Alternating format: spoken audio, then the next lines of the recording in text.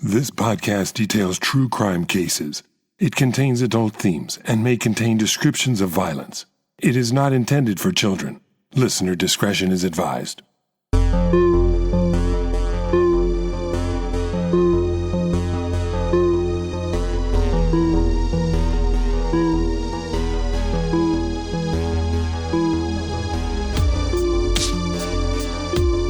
Thank you for joining me for today's episode of Once Upon a Crime.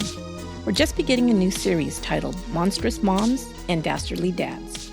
We all know that being a parent is the toughest job there is. It takes a great amount of time, sacrifice, and love to be a good parent, but the rewards are incomparable. To raise a human being to maturity who can navigate life successfully, find love and happiness, and fulfillment in their life's purpose is the ultimate goal. But what happens when a parent, due to their own poor upbringing, mental illness, or just plain selfishness, turns deadly? Over the next few episodes, I will detail cases where a parent goes bad, and their offspring are their victims. Join me for Chapter 1 as I share the case of Diane Downs. Just one additional warning besides the usual disclaimer before we begin. This case details crimes against children. If you are especially sensitive to this subject matter, please use discretion before listening.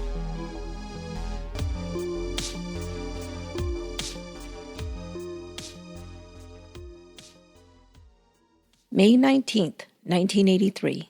It was a mild spring night in Springfield, Oregon. At about 10:30 p.m., a small red sports car squealed up to the emergency room entrance at the Mackenzie-Willamette Hospital. The driver did not exit the car, but instead began honking the car horn repeatedly. Emergency room nurses came running out and saw a young blonde woman standing outside of the car. "Someone just shot my kids," she told them. When they peered into the car, they saw two small bodies slumped in the back seat. They began to lift the children from the car and carry them into the hospital. They were covered in blood. The older child, a girl, was not conscious. The younger one, a boy who was just a toddler, was moaning softly. As they began to rush them to the trauma center, the woman called out, "Get Cheryl! She's on the floor. She hasn't moved at all." A nurse peered in and saw another small body, but this one was on the floor in the front seat, on the passenger side. She had been hidden, covered by a dark sweater that had been draped over her. All three children were then hurried into the trauma room. Their mother followed behind. The staff began to work quickly to see what they could do for the children. The last child found, the one on the front floorboards, seemed to be the worst off. As they worked to clear her air passages, they found blood clots blocking her throat. They found this odd. Most patients seen in an emergency situation were actively bleeding from their wounds. This child's blood seemed to be clotting already, which meant that the wound had happened a while ago. Blood begins to coagulate over time. They hooked up a heart monitor to her, but there was no longer any heartbeat. The child was dead. They found two bullet holes in the little girl's back, one over the right shoulder blade and one just below the left. The other two children were alive, but just barely. The second girl was bigger than the deceased child. She had two bullet wounds in the left chest. One bullet had exited her back, and one was still in her body. They also found a third through-and-through wound in her left hand, near the base of her thumb. This type of wound is often seen by gunshot victims who instinctively raise their hands to ward off a bullet being fired towards them. She registered no blood pressure, and a large hemorrhage was found in the left lung, making her unable to breathe. She was quickly losing blood and on the verge of death. As they worked to clear the clot and get air to her, her heart stopped. Doctors refused to give up, and they quickly shocked her heart and also inserted a line to infuse more blood into her. Miraculously, her heart started to beat again, and she was rushed into surgery. The little blonde boy, just a baby really, he couldn't have been more than 3 years old, was the only one of the three children who was conscious. He continued to cry softly as the doctors worked over him. A nurse stayed by his side the whole time, trying to comfort him. They found a bullet hole a fraction of an inch from his spinal column. The bullet had been fired at close range. The doctors could see black gunpowder from the gun's barrel around the bullet hole. One lung had collapsed, and the doctors quickly inserted an oxygen line.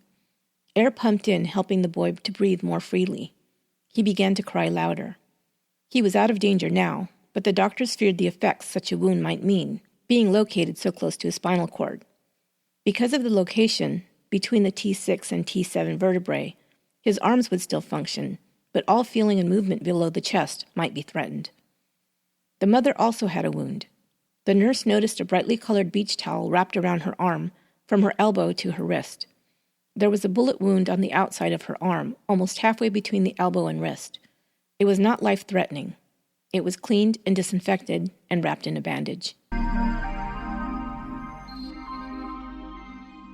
Detectives from the Springfield Police Department were called by the hospital as soon as they realized there were gunshot victims. When they arrived, they interviewed the young mother. Her name, she said, was Elizabeth Downs, but she went by Diane, her middle name. The 3 children were hers. Christy Ann, the oldest, was 8. Cheryl Lynn was 7. And Stephen, called Danny, was 3. Diane was 27 years old, blonde, tan, and thin. She was unusually composed, but the investigators surmised that she might be in shock after such a traumatic event. She recounted the events of that day. Diane worked as a mail carrier for the Cottage Grove Division of the U.S. Post Office. After work, she had gone by her parents' home. Her mother, Willa Dean, watched the kids when Diane was at work. Danny was with her all day, and she watched Cheryl and Christy after school. They all had dinner with Diane's parents, as they did most days, and then Diane had gone home.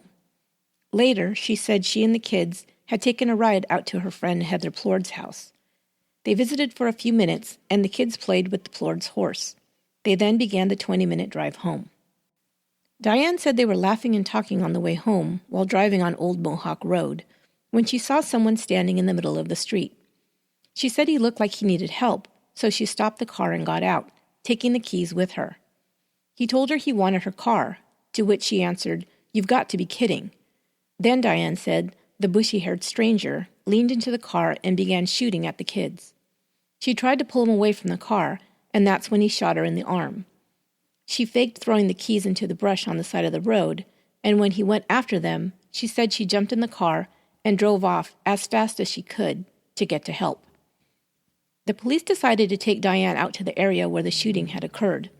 They were worried about an armed and dangerous man running around a rural area where a person might open their door to offer help and find themselves in a dangerous situation. She didn't remember exactly where she had been, but thought she might be able to find it again.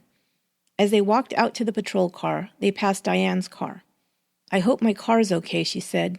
"Does it have any bullet holes in it?" She told them why she had refused to give the stranger her car. "I just bought it," she explained. They drove down Marcola Road, and Diane directed them to a side road called Old Mohawk Road. The area was rural, and the road ran alongside a river. They stopped at a spot that was very isolated. There were no homes or other buildings on either side of the road, just fields that dropped down into the bank of the Little Mohawk River. It was dark and quiet, and there was no one around. They asked Diane why she had gotten off the main road and to this isolated area. She said on the way home she and the kids had decided to do some sightseeing. The kids loved to go for sightseeing drives, she explained. At 9:30 at night, they thought, in the dark?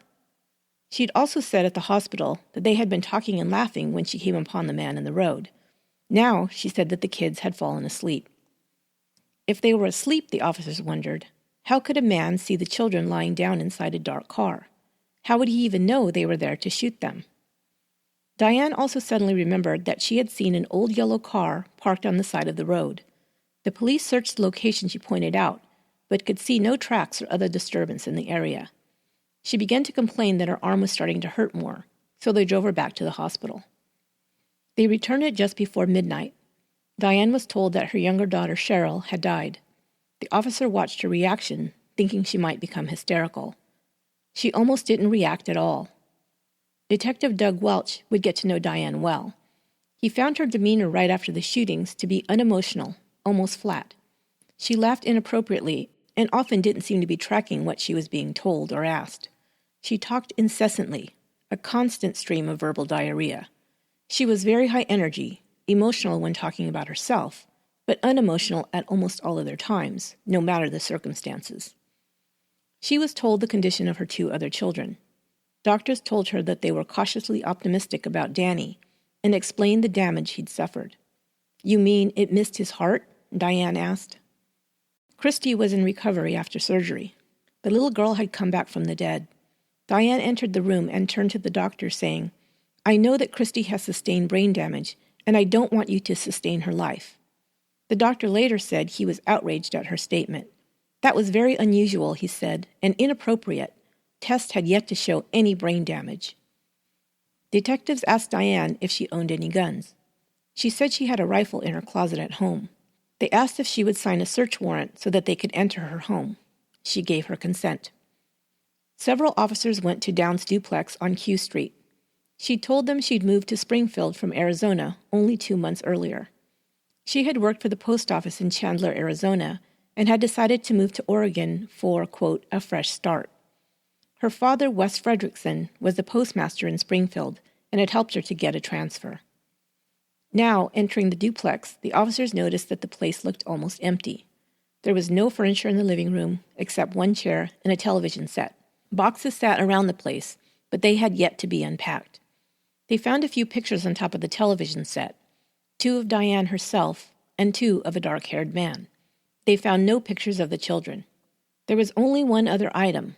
A brass statuette of a unicorn sat on top of the set. There was an engraving at the base. It read, "Christy, Cheryl, and Danny, I love you. Mom. May 13th, 1983. Diane had made reference to this at the hospital. She had muttered, "I should never have bought the unicorn." They wondered what it could mean. They checked the rest of the house. There was nothing that would identify it as a home where a woman with 3 children lived. There was no couch, no kitchen table or chairs, and most of the kitchen utensils were still packed. There was almost no food in the refrigerator either. They moved on to the closet, where Diane had told them that they would find the rifle. They found the loaded weapon, but it was obvious it had not been fired in some time. The barrel was full of dust and lint. Diane had also asked them to bring her diary. It was an ordinary spiral notebook.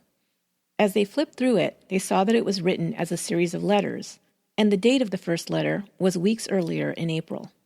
The diary became evidence. Detectives had it copied before they took it to Diane at the hospital. The diary gave them insight into Diane's thoughts, ideas, and priorities.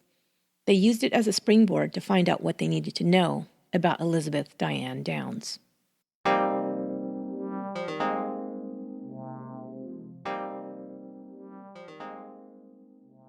Elizabeth Diane Fredrickson Downs was born August 7, 1955, to Wes and Willadine Fredrickson. She was the oldest of 5 children. Diane grew up in a traditional 1950s family, where her father worked and her mother stayed home and cared for the children. Wes was strict and stoic. He didn't show affection towards his children. Diane says he controlled her mother. Willadine was the passive partner, often deferring to her husband. Diane said that her mother paid much more attention to her husband, catering to him and his needs before those of her children. She felt ignored by her mother and criticized by her father. She said she was an ugly duckling as a young girl. She remembers being teased or ignored by her peers and had few friends. She was very bright and excelled academically. She would score 125 points on the IQ scale, just under what is considered genius level. She said her mother seemed to have no opinions, but her father had many. It was his way or the highway, she said, and Diane hated him. She also had no great love for her younger siblings. She was often put in charge of taking care of them, and she resented it. When they broke something, she said she would get blamed. The family lived in Arizona, but moved around the state often, making life even more difficult for shy and awkward Diane. Her father had begun working for the U.S. Postal Service when Diane was 5, and he was transferred several times as he moved up the ladder. When she was around 12 years old, Diane said her father began to molest her. She said they never had intercourse, but there was a lot of touching and fondling. Her father would take her on rides, where he would make her take off her clothes once they were outside of town on a lonely road. Once she became hysterical and tried to jump out of the car on a stretch of the highway. A highway patrol officer saw the car being driven erratically and pulled them over.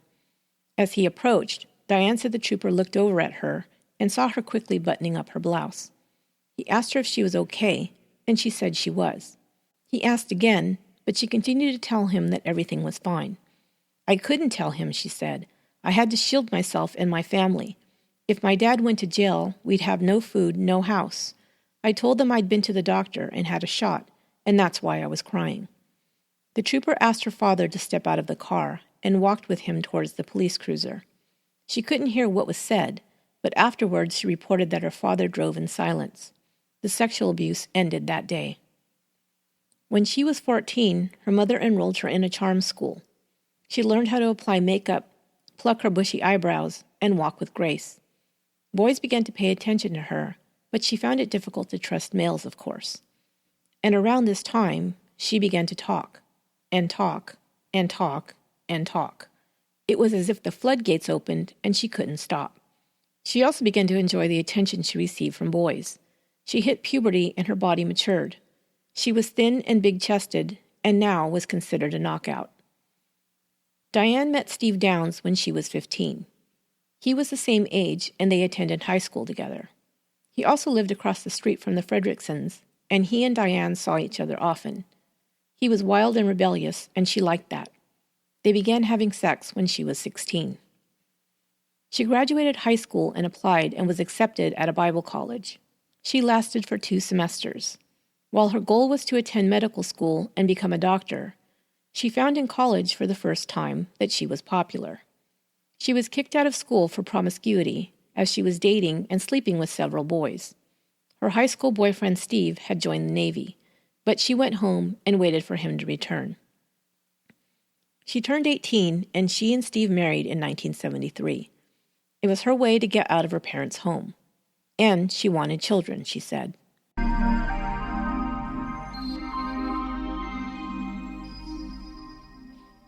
Soon after their wedding, however, Steve Downs told Diane that he had changed his mind. He didn't want kids right away. Maybe in a few years, he offered. She was furious. She could now see that Steve didn't love her like she thought. He was already cheating on her. She believed the only way she could get real, pure love was to create it for herself.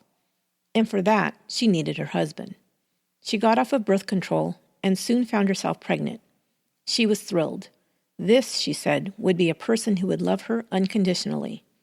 Her daughter Christy was born on October 7, 1974. For the first time in her life, she said, she knew what love really was. But when Christy was only 6 months old, Diane joined the Air Force without telling anyone. She was sent for training to San Antonio, Texas, while Steve was left to care for the infant. After 3 weeks, Diane was discharged. She claimed a medical issue and was released. Steve and Diane were still teenagers with an infant to care for, and they fought over money and the stress of family life. Steve would send Diane and Christy to live with her parents, and the Fredricksons would send her right back, telling Steve they were his responsibility now. Diane said she didn't love Steve anymore, but when she found herself pregnant for the second time, she stayed. Cheryl Lynn Downs was born January 10, 1976. Christy had been an easy and lovable baby, but Cheryl was colicky and cried constantly. Diane wasn't feeling too much unconditional love this time.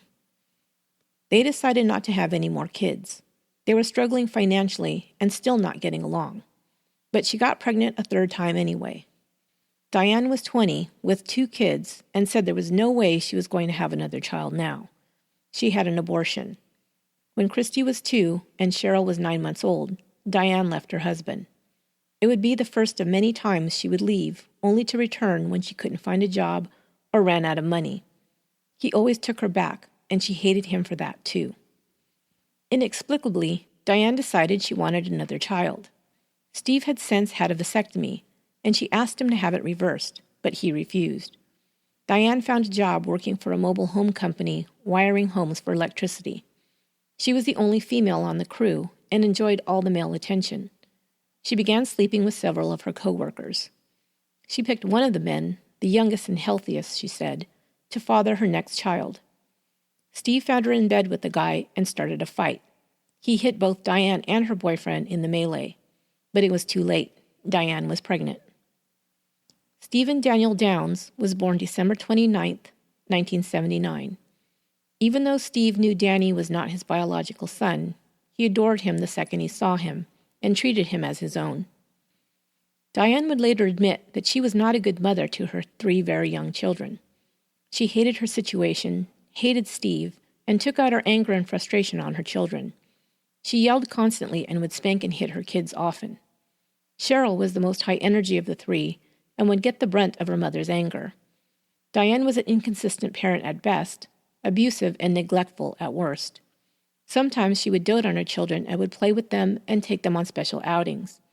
Diane would sometimes act like a child herself, playing and running around with her kids. They loved it, but she would quickly turn on them and lash out in anger. They were often confused. Which mother would they have today? The nice one who loved them, or the angry one that yelled and punished them? People who knew the Downs family in Arizona said the kids were often left alone. When Christy was 6, Cheryl 5, and Danny was only 15 months, Christy was often in charge of her 2 younger siblings. She was very protective of her little brother and sister.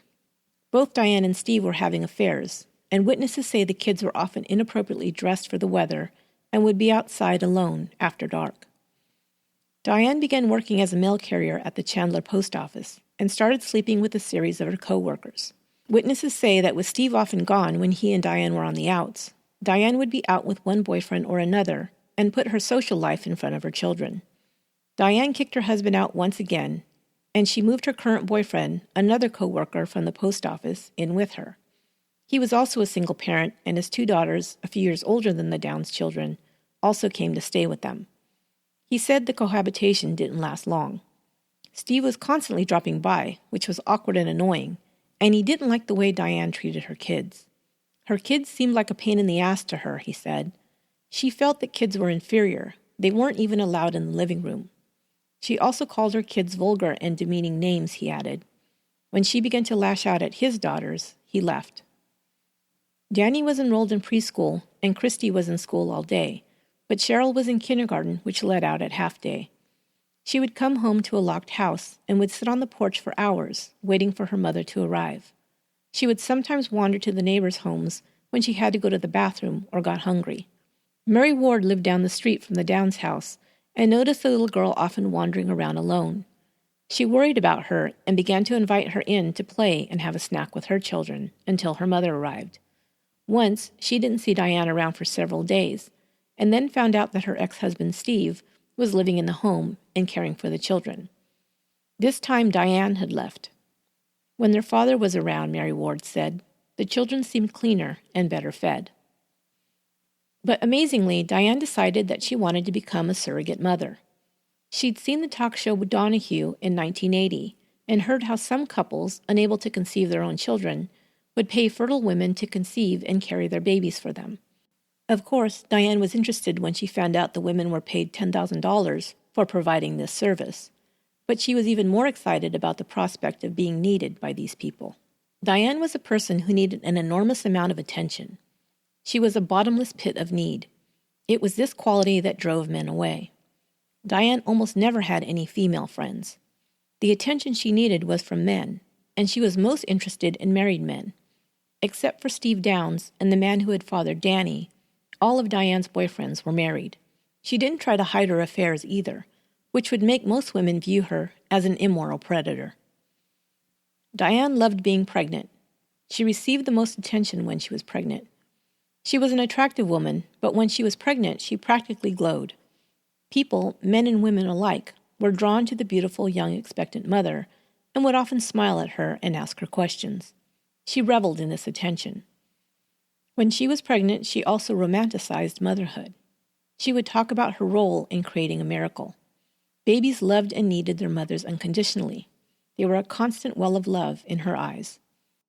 But it seems, after they were born and needed her attention for food, comfort, love, security, they were just a burden. For Diane, being a surrogate for another couple gave her all of the perks of pregnancy without any of the hassle of caring for a needy baby. She immediately sent a letter to the surrogate parenting clinic in Kentucky that had been featured on the Donahue show. She told them she was 24 years old, 5 foot 5 inches tall, 123 pounds, with blonde hair and green eyes, and was the mother of 3 healthy children.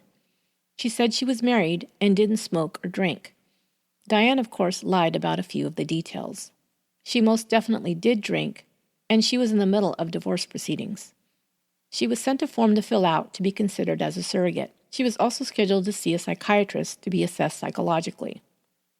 The psychiatrist, after interviewing her, had serious doubts about Diane. He described her as neurotic and wrote, "These findings were consistent with, but not absolutely diagnostic of major psychopathology." In other words, her test results may have been early warnings of insanity or just strong personality quirks. She flunked her first series of psychological tests because the examiner didn't believe she would surrender a surrogate baby. But the clinic did not report this finding to Diane. They considered her a good candidate and worked instead to locate a psychiatrist who would give her a passing mark. The next psychiatrist reported that Diane could shut her emotions down at will, like flicking off a light switch. He also diagnosed her with histrionic personality disorder. HPD is a personality disorder that, as defined by the American Psychological Association, is characterized by a pattern of excessive attention-seeking emotions, including inappropriate seductive behaviors and an excessive need for approval. Histrionic people are lively, dramatic, flirtatious, exaggerate their behaviors and emotions, and crave stimulation. While the doctor thought that it was unclear whether Diane would be able to surrender the surrogate baby, he also suggested that her participation in the surrogate program might help her to work through the guilt she still felt over the abortion she'd had 5 years earlier. He gave her a passing mark. The doctor had hit the nail on the head. In her mind, Diane believed that by carrying a baby for another couple, she would make up for the life she had terminated when she had the abortion. Diane often talked about substitutes. She substituted the love she would receive from her children for the love she didn't receive from her husband. She substituted the attention she didn't receive from her parents as a child for the easy attention she received from men. Diane was inseminated at the clinic in Kentucky. She was not allowed to know the identity of the parents of the child she was carrying, but she could communicate with them through the agency. She wrote cards and letters that expressed her happiness at the wonderful gift she was giving another couple. She would later say, "These people needed me. It made me somebody." And it gave her attention. She was interviewed for the Washington Post that was covering a story about surrogate parenting. Diane's picture was also published in the paper. She was on cloud 9. When her delivery time was close, she was to be flown to Kentucky where the baby would be delivered. Since it would be dangerous for her to travel too late into the pregnancy, she would need to be there several weeks prior and for a recovery period after. She would not see her own children for 6 weeks. During that time, Diane sent her children to stay with her parents, who'd since moved to Oregon. She gave birth to a baby girl on May 7, 1982. She spent a few hours with the baby and 3 days later saw her one last time before leaving the hospital. She signed all the papers to give up the baby and received her $10,000 fee before returning to Arizona. With the money she received, she purchased a mobile home in Chandler and all new furniture. Diane was still a dreamer and believed that she could take night school classes, complete a bachelor's degree, and continue on to medical school to become a doctor. She also drew up plans for her dream home. Interestingly, there was no kitchen, and the children's quarters were separated by a catwalk that divided it from the rest of the house, where the living room and master bedroom were located. She continued dating and sleeping with her coworkers, and in the summer of 1982, she set her sights on one in particular, Robert Knickerbocker, called Nick. Side note, if you read the book by Anne Rule about the Diane Downs case, Small Sacrifices, or have seen the movie by the same name, Robert Knickerbocker is called Lou Lewiston. He's come out publicly several times and stated his real name. Perhaps he was called Lou previously to shield him from the press during the trial. While most thought that Diane had a brief affair with Nick, and he tried to quickly break it off while she persisted, this is far from the case, as you'll hear. They began an affair that summer. Nick was married, but had no children. He'd known early on in life that he didn't want to have children and had undergone a vasectomy. Nick met Diane at work. He was also a mail carrier. She was pregnant with the surrogate baby when they first met, and they became friends. After she came back from delivering the baby, she began to hang around him a lot. They would work in the post office warehouse together, and Diane took to wearing cut-off shorts and crop tops with no bra. It was obvious she was coming on to him, and at first, he said he just thought they'd have a fling. He'd had affairs before, he said, and it was never serious. She talked about wanting to be inseminated again and also starting her own surrogate parenting clinic and becoming a doctor. She was a big talker, full of dreams, he said. He didn't take any of it very seriously, but she seemed to. She complained to him about not having a boyfriend. She told him she got pregnant too easily, and she was afraid that would jeopardize her chances of being a surrogate again. He joked to her that she should have an affair with him, since he couldn't get her pregnant. After that, he said, Diane came at him aggressively, and they began sleeping together, meeting for an hour in her trailer, after work, or in one of their cars. He tried to be discreet, but Diane made it pretty obvious to their coworkers about their affair. Nick said he didn't see the kids often. He thought it was wrong to carry on an affair with kids around, and he told her so. She would send him off with Steve, the neighbor Mary Ward, or her Aunt Irene when she was with Nick. After a few weeks, Diane began to talk about marrying him. She told him she knew he wasn't interested in being a father, but she'd find a way that the kids wouldn't bother him. He continued to tell her that he had no intention of leaving his wife, but she ignored this.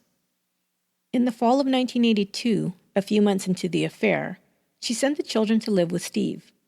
She began taking college classes in between her shifts at the post office. She lasted only a few weeks into the semester. She was most concerned that she didn't have enough time to spend with Nick. When Diane announced to Nick that she had been diagnosed with a venereal disease, he had to tell his wife about the affair. She said she already knew and was just waiting for him to admit it. Diane thought his forced confession to his wife would mean the end of his marriage. She was wrong. Nick's wife forgave him, and they decided to work on their marriage. Diane flew to Kentucky to be inseminated with another surrogate baby. She did not tell them about her recent bout with venereal disease. The insemination did not take. She flew home depressed, and it became worse when Nick told her that he'd made up with his wife and couldn't see her anymore. She began to threaten suicide to Steve, which had happened before, but now, he said, she was acting very weird. She ran to the bedroom in the mobile home and locked herself in. She threatened to kill herself, and he heard a gun go off and broke down the door. She had not shot herself, but had put a bullet into the floor. She now pointed the gun, a .22 pistol, at him, but he took it away from her before he left. Diane continued to persuade Nick to see her. He finally gave in, and the affair continued. Now, she got a rose tattooed on her shoulder with his name underneath. She badgered him to get a matching tattoo with her name inscribed. She said that would prove they belonged to each other. He finally gave in and got the tattoo, but refused to have her name tattooed underneath. He was still living with his wife. She'd only been living in her mobile home for 6 months when it burned down. The fire marshal suspected arson, but couldn't prove it hadn't been an electrical short or some other accident.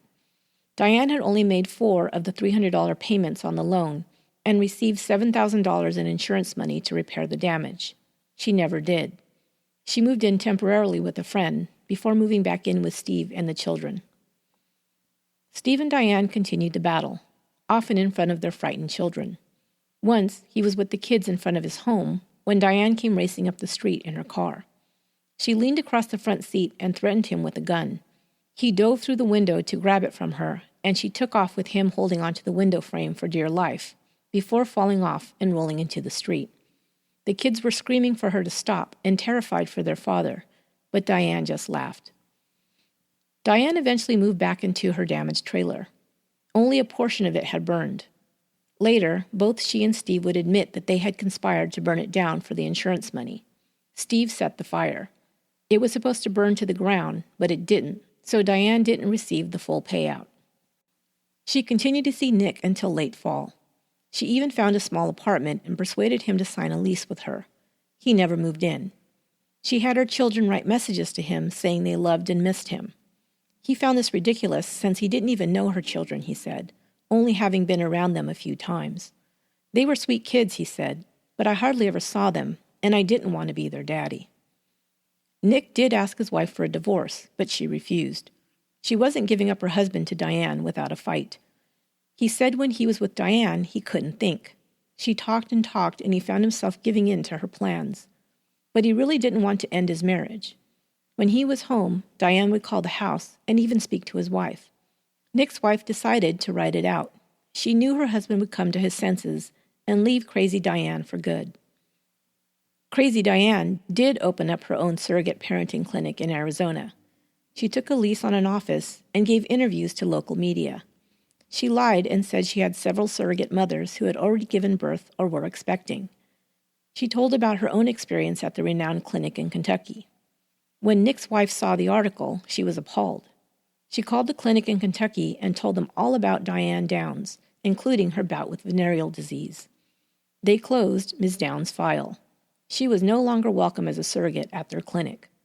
Authorities in Arizona had also seen the article and informed her that a surrogate program like the one she was running was illegal in their state.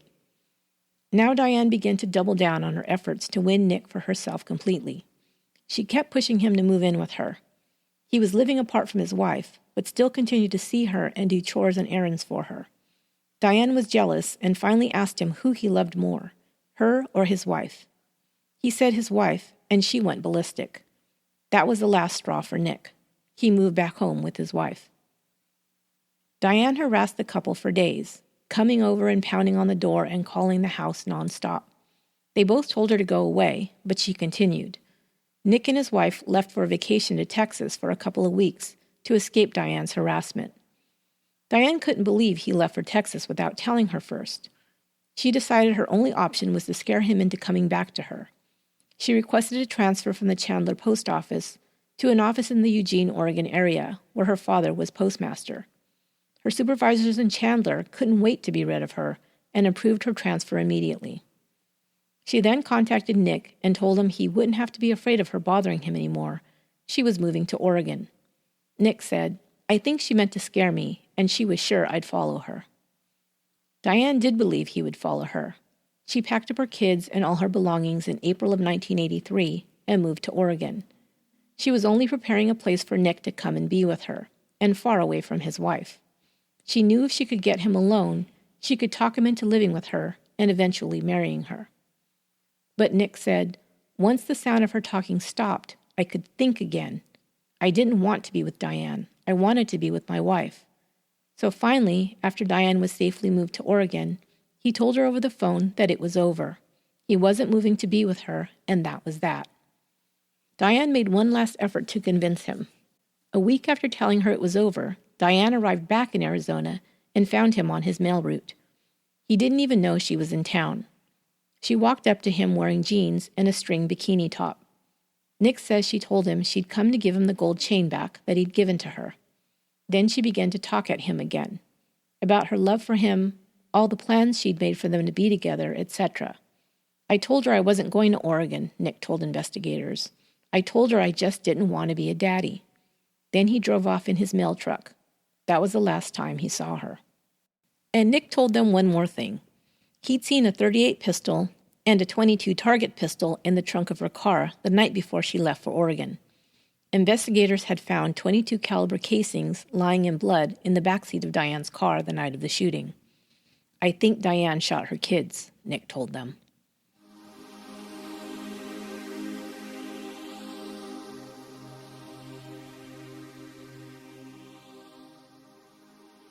The investigators began to suspect Diane, but not right away. They, like most people, couldn't begin to believe that a mother could shoot her own babies in cold blood. She was at first given the benefit of the doubt, and a thorough investigation was conducted to find the bushy-haired stranger that had attacked Diane and her children. They could find no evidence that anyone else had been in the area where she said the shooting occurred. Some of the reasons that they turned their attention to Diane as the shooter was first her bizarre behavior. They didn't see one tear from Diane that night, or any other time. She was eerily composed for having one dead child and 2 others who barely survived. She seemed to complain more about her wounded arm. That was another thing, they thought. A person who was trying to carjack someone would first subdue the biggest threat, the adult, not 3 defenseless children. Diane had a minor wound, and yes, she needed surgery to repair a broken bone in her arm, but no vital organs were damaged, unlike the children. It was easy to believe that she could have shot herself, in the easiest and least dangerous place possible. Second, both her ex-husband Steve and Bob Knickerbocker told the investigators that Diane did own a .22 pistol, a fact that she had not admitted to them when they asked her if she had any firearms. They undertook an extensive search to try and find the weapon used in the shooting, but it would never be found. However, they would be able to match tool marks on the bullet casings found at the crime scene with cartridges found at the home in Arizona, where Diane had once lived. Tool marks are left on bullet casings by a gun's extractor and ejector by the firing pin. Unique marks are left by each gun. It's kind of like a gun's fingerprint, if you will. Even if a bullet has not been fired from a gun, but has merely been worked through the magazine, these unique marks will be left on the casing. Investigators first tried to find the bullets that Steve Downs said Diane had fired into the bathroom floor of the mobile home in Arizona. They were finally able to find them, but they were so damaged that they weren't much use. But they were able to find bullet casings that hadn't been fired. They had the distinctive letter U stamped on them like the bullet casings found at the crime scene, and they had matching tool marks made by the murder weapon. This definitively proved to investigators that the bullets found in Arizona had been in the same weapon used to shoot the children. Now investigators knew that Diane was the shooter, but they were afraid a jury would be confused by the tool mark evidence. They knew they needed more to make sure they could put Diane away, where she could never harm her surviving children again. They needed Christy to testify that it was her mother who had pulled the trigger. But since the shooting, Christy had been in a very fragile state emotionally, and she was unable to speak.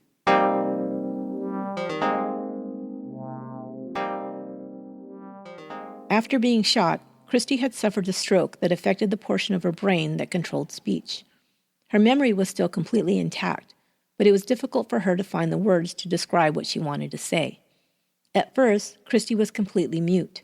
Whether due to the stroke damage or the emotional trauma she'd suffered at being shot, or a combination, was not clear. It would take time and care to coax the story out of Christy that would help them prove that Diane was the shooter. They could not compromise Christy's recovery, mentally or emotionally, and so they would have to wait. There was an incident just a few days after the shooting that convinced everyone involved, investigators, prosecutors, and hospital staff, that Christy needed protection from her mother. As Christy lay in her hospital room, still hooked up to machines that were monitoring her vital signs, Diane entered one evening to see her.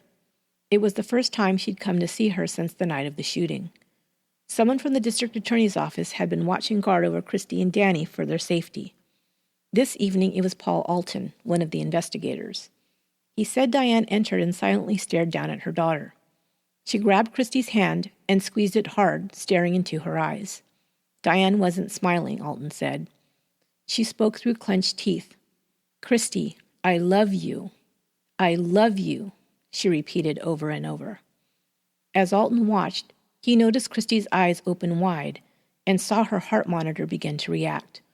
Her heart rate jumped from 104 beats per minute to 147 as she looked at her mother. Diane left the room, and it took several minutes for her heart rate to drop back down. Alton says he looked at Christy and saw only pure fear in her eyes.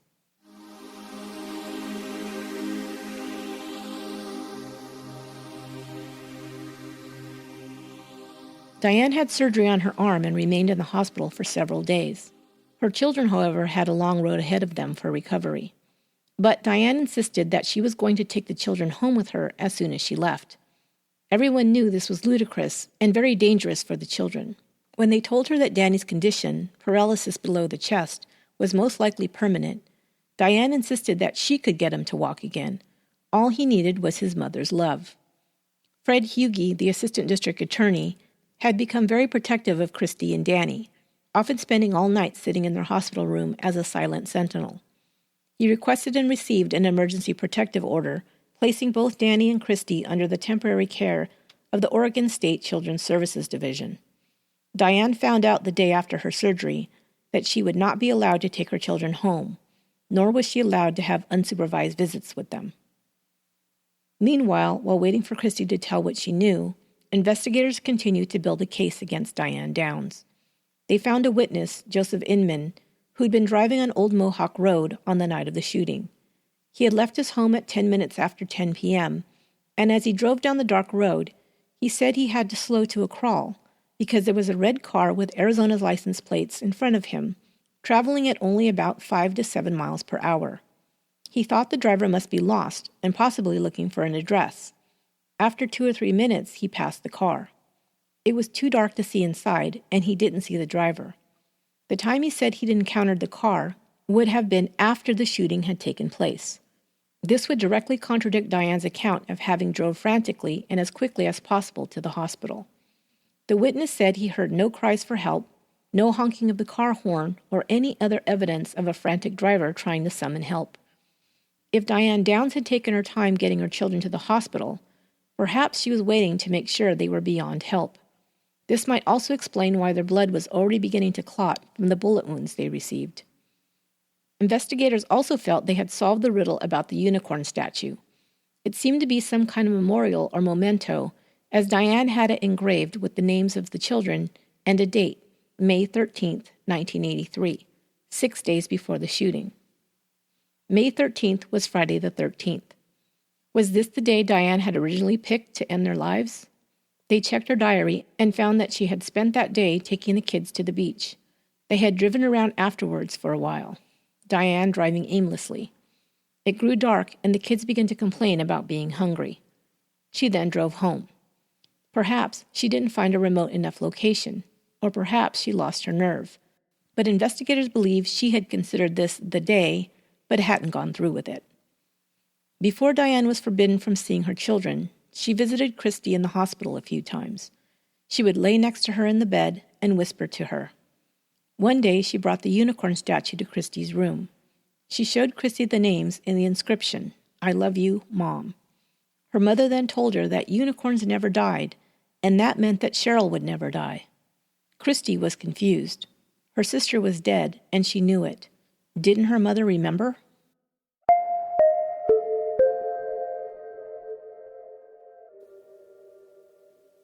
After 5 weeks, Christy Downs was released from the hospital. She was very thin and fragile-looking, and her arm would remain paralyzed, but she was alive. She was placed with the foster family, the Slavins, and Fred Hughie would be a constant presence. He had become very attached to the Downs children. Diane's visiting privileges had been rescinded. Christy never asked for her mother, never even mentioned her, the Slavins reported. She still had trouble with speech, but continued to make progress. She saw a child therapist on an ongoing basis. She suffered from terrible nightmares and would get so scared sometimes she was almost catatonic.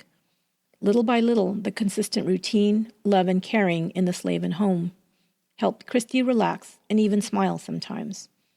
Danny was released from the hospital after almost 4 months and would live with the Slavins as well. Danny had no feeling below the chest, but he was coping well. Sometimes he was a happy, normal little boy, but sometimes his moods would swing wildly and he'd lash out in anger. He would also have a therapist to help him deal with the trauma he'd suffered. The district attorney's office wanted to arrest Diane Downs for the murder of her daughter Cheryl and the attempted murder of Christy and Danny, but they had to wait. In the state of Oregon, they are required to bring their evidence before a judge within 90 days of the arrest. They were not confident they would have their entire case ready that soon, especially since they knew it would probably hinge on Christy's testimony, and she was nowhere near ready for that. Instead, they convened a grand jury in May of 1983. The grand jury system allows selected members of the community to meet in secret to hear testimony and weigh evidence to decide if a suspect should be indicted. No defense attorneys or reporters can be present at the proceedings. Diane had moved home to live with her parents after her release from the hospital. Her father now helped her to find an attorney, although she still had not been charged with any crime. Diane was scheduled to appear before the grand jury, and she and her attorney fought the subpoena. For a crime victim to refuse to appear before a grand jury is almost unheard of. When her attorney, Jim Jagger, was asked about her refusal to appear, he answered, "You know who shot the kids, and I know who shot the kids." Jagger also would arrange a private polygraph test to be administered to his client. Diane flunked it. No one was told, of course.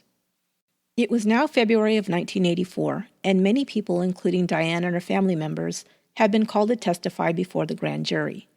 They now handed down their decision. The state of Oregon was charging Diane Downs with 1 count of murder, 2 counts of attempted murder, and 2 counts of assault in the first degree. Diane Downs was arrested and booked into jail. What the district attorney's office didn't know was that at the time of her arrest, she had been on the streets for 24 hours. Her father had just thrown her out of his home. Diane, knowing that charges against her were imminent, confronted her father for the first time about the sexual abuse that had occurred when she was a child. She was willing to talk now, perhaps, to garner some sympathy from the public who suspected her of murder. Her father blew up at the accusation and ordered her out of the house. While Wes Fredrickson would become angry whenever the abuse of his daughter was mentioned, he would never actually deny that it hadn't happened. One other piece of information the prosecutors didn't know was that Diane Downs was pregnant once again.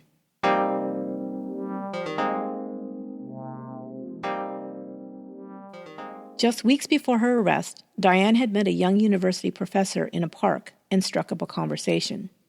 One thing Diane always knew how to do was seduce men.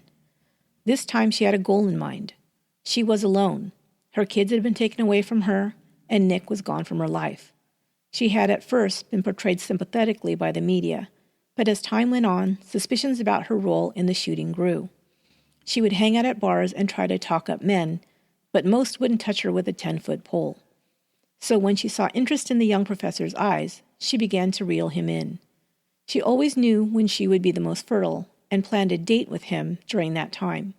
It wasn't long before she was pregnant. Now the state would have to put on a case in front of a jury with an obviously pregnant defendant.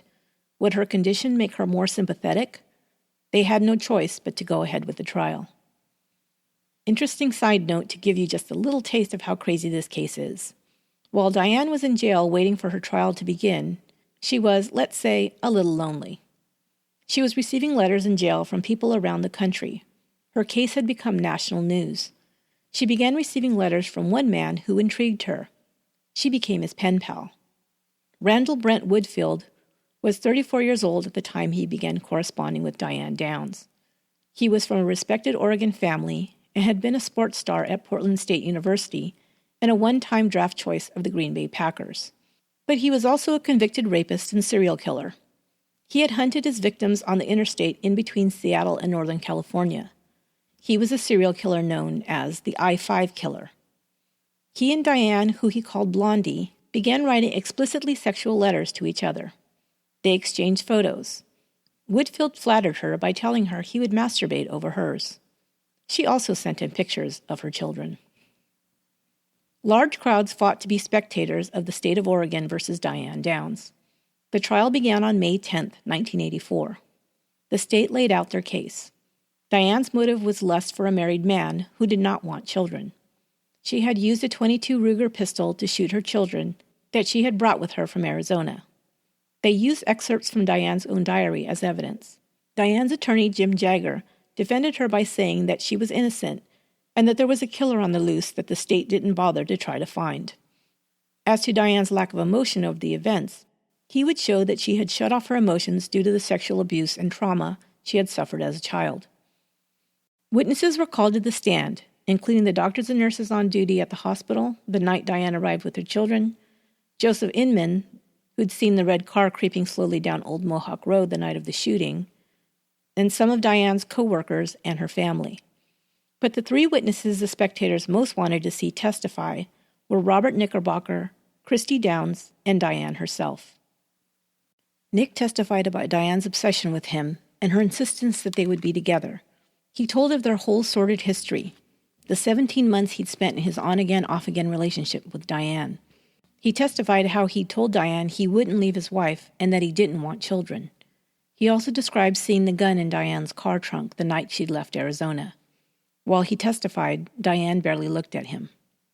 Almost exactly 1 year after she was shot, Christy Downs took the stand to testify.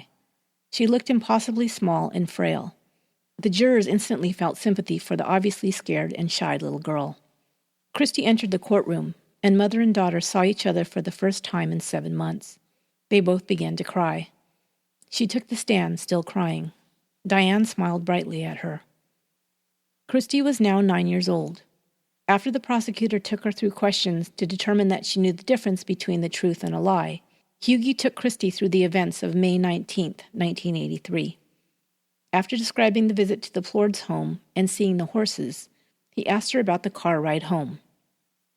Christy, due to her stroke, had a hard time pronouncing the word yes and would instead use the word yeah. "Do you remember there was a time when the car stopped?" he asked. "Yeah," Christy answered, and now she began to cry, but she kept going.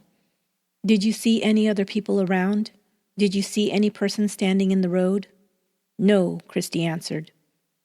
When the car stopped, what did your mom do? She got out and she pulled the lever that went to the trunk. Did you see her come back into the car?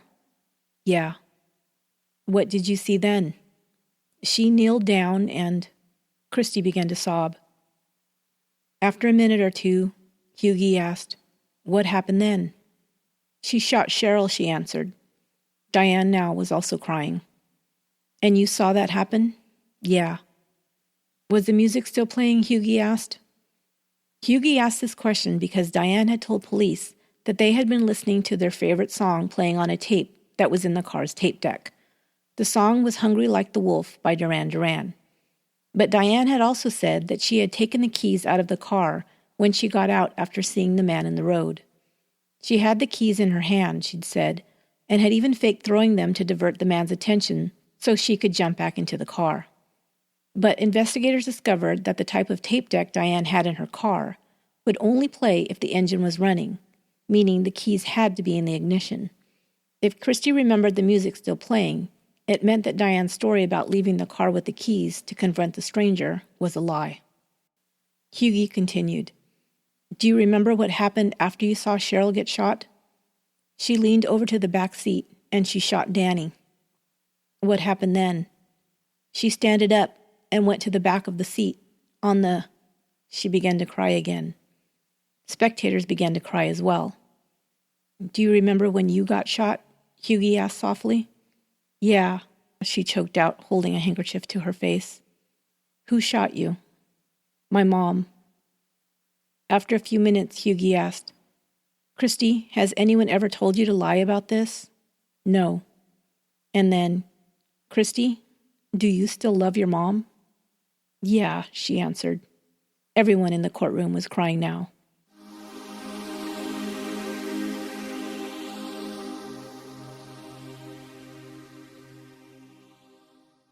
The state went through its evidence with ballistics experts about the tool marks matching the bullet casings from the crime scene and the 2 bullets found in Diane's home. The defense tried to question the chain of evidence and the expert testimony. Meanwhile, Diane's due date was reported to be in July, and when she was called to testify on May 31st, she was hugely pregnant. She wore a demure royal blue maternity dress. Her attorney first worked to prepare the jury for what would probably be inappropriate reactions from Diane. Was she aware, he asked, that she was smiling? Didn't she understand this was serious? She blamed her father. She said as a little girl she was not allowed to smile or cry. Emotions were forbidden. She learned to keep her real feelings to herself. She told about the bullying from her father and neglect from her mother. He then questioned her about the sexual abuse. She said it was true that her father had molested her beginning at the age of 12. She said she'd never told her mother or anyone else until she told Steve Downs when they were first dating. He asked her about the witnesses who said she neglected her kids. She said Steve had been the neglectful parent, not her. She admitted to being impatient with the kids at first. She used to yell at them a lot and shake them when she was frustrated. But this was because Steve didn't help her at all with the children, and she was overwhelmed. Once she divorced her ex-husband, she said, all that stopped, and she was a good mother to her children. She still insisted that a stranger had shot her and her children. She had to account for the time she left the Plords' house and her arrival at the hospital at 10:30. She should have gotten to the hospital much earlier than she did. How did she account for the lost time? Now she said that Christy and Danny had fallen asleep, but that Cheryl was still babbling away. They talked for a few minutes parked on the side of the road. I always believe that a bit of truth often gets mixed in with a lie. And I wonder about Diane's statement here. Maybe it was true that Christy and Danny did fall asleep, and perhaps Diane was waiting for Cheryl to fall asleep as well, so that she could shoot them without their knowledge. Diane said that Cheryl curled up on the floor of the passenger seat, and she then sat going through her checkbook for a few minutes before she drove off. That's when she claims to have seen the man in the road. She now accounted for the lost time. But it's pretty unbelievable that you'd sit in a car on a dark road with your 3 sleeping children balancing your checkbook when you're only a few minutes from your home. On cross-examination, Hughie took Diane through all the versions of the night of the shooting she had told over time. Her story had changed with each telling, and there was one more piece of evidence of her guilt that he was able to draw out. Diane still insisted she drove as fast as possible to the hospital with her dying children. But when she arrived, her arm had been carefully wrapped in a neatly folded towel. If she had been so frantic and had not stopped or slowed at all, how had she been able to do so? "You took care of yourself," Hughie said. In Diane's description of the shooting, the man had been outside of the car, but the wounds on the children were all near contact wounds. He'd have to have had arms like Wilt Chamberlain, Hughie said. He also said the timetable just didn't fly. It had taken her 18 minutes to go 8/10 of a mile. Would a mother who was frantically trying to get help for her children drive so slowly? The trial ended on Wednesday, June 13th, 6 weeks after it had begun. The jury deliberated for 3 days and nights before coming to a decision. The verdict was announced at almost 1 a.m. on June 17th, 1984. Guilty of 2 counts of attempted murder in the first degree, guilty of 2 counts of first-degree assault, guilty of 1 count of murder. Diane Downs had been convicted on all charges.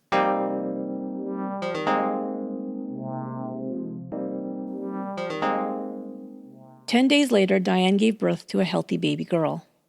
During the trial, it had been determined that Diane's baby would be surrendered to the state and put up for adoption. She would not be able to keep legal custody of the child or determine a caregiver. The biological father had already signed documents releasing his claim to the baby. Diane had written him urging him to raise her, but he'd refused.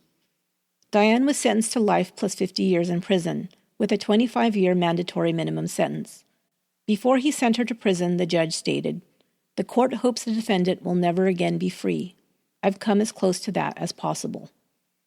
Doug Welch from the DA's office arrived to escort Diane to prison. On the way there, she flirted with him. He was amused. She was wearing skin-tight jeans and thigh-high boots. "What's wrong, Doug?" she asked him. "Haven't you ever seen boots like these before?" "Only on Batgirl," he answered.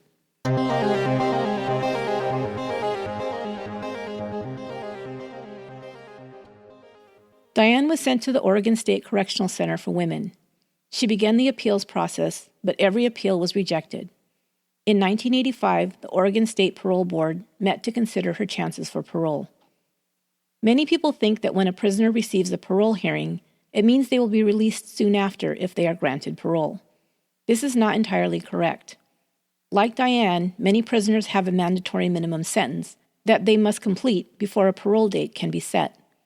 When the parole board meets to consider a parole date, even if they vote for approval, the date of release can still be years into the future. Or they can meet to determine when an inmate can be considered for parole. This was what the meeting in 1985 was to determine. The parole board decided that Diane Downs would not be considered for parole until 2009. Diane continued to believe she would be granted a new trial and did several television interviews during her time in prison. She was still living in a fantasy world. She said she would be out in a matter of months, or at most a year, when the real killer was caught. She believed she would be reunited with her children and continued to send them letters and cards that were returned unopened. She said she was writing a book to tell the real story about who shot her children. Fred Hughie, the assistant district attorney who prosecuted Diane Downs, adopted Christy and Danny Downs in 1984. He had become attached to the children as he spent days and nights with them in their hospital room, and afterwards leading up to and during the trial. He said that the night he walked into the ER and saw those 2 little children hooked up to machines to keep them alive, the case became personal to him. He and his wife Joanne obtained consent from Steve Downs, Christy's father, and Danny's biological father, to raise the children as their own. Christy's verbal abilities continued to improve, and she was an intelligent child, mature beyond her years. Danny, while remaining paralyzed from the chest down, nevertheless became a gifted athlete as a competitive swimmer on his high school team. He went on to college and excelled in computer sciences. The baby daughter that was adopted soon after Diane went to prison grew up in Bend, Oregon. She would know about being adopted, but didn't find out all the particulars about her infamous mother until her teen years. She would later contact her. I will share that story as a bonus episode for our Patreon supporters. You can donate as little as $5 to have access to that bonus episode and others in the future. Links to the Patreon page are in the show notes. On July 11, 1987, Diane Downs escaped from prison. All the people connected to the case were notified. Her children were understandably terrified. Robert Knickerbocker was concerned for the safety of his wife and himself as well. It was discovered that Diane had scaled a fence, threw a blanket over the razor wire, and jumped down over the other side into freedom. She'd been wearing several layers of clothes. A few miles down the road, she was picked up by an unsuspecting couple when she told them she needed to get to a phone to report a car accident. That was the last anyone saw of her for 10 days. Diane used her skills at manipulating men to carry out her escape. She had begun communicating with the husband of one of her cellmates. From the cellmate, she'd learned that he lived in a nearby town. She obtained the address and arrived at his home, where she holed up with him. Prison officials were able to find the impression of the address on a tablet in her cell. She was found and returned to custody. She received a 5-year sentence for the escape. They feared that she might have gotten pregnant again during her time on the run. The husband of the cellmate admitted that he was in love with her. But fortunately, she was not pregnant. Fred Hughey requested that Diane be sent to a more secure facility further away. He was raising Christy and Danny a mere 90 minutes from the prison. They approved a transfer, and she was sent first to the Clinton Correctional Facility in New Jersey. In 1994, she was transferred to the Valley State Prison for Women in Chowchilla, California. Her first parole hearing was in 2008. She still denied any involvement in the crime. The Lane County District Attorney wrote to the parole board, "Downs continues to fail to demonstrate any honest insight into her criminal behavior. Even after her convictions, she continues to fabricate new versions of events under which the crimes occurred." He also wrote, "She alternately refers to her assailants as a bushy-haired stranger, 2 men wearing ski masks, or drug dealers and corrupt law enforcement officials." She was denied parole. She had a second parole hearing in 2010, where she was once again denied. As a result of a new Oregon law, she will not be eligible for another parole hearing until 2020, when she will be 65 years old.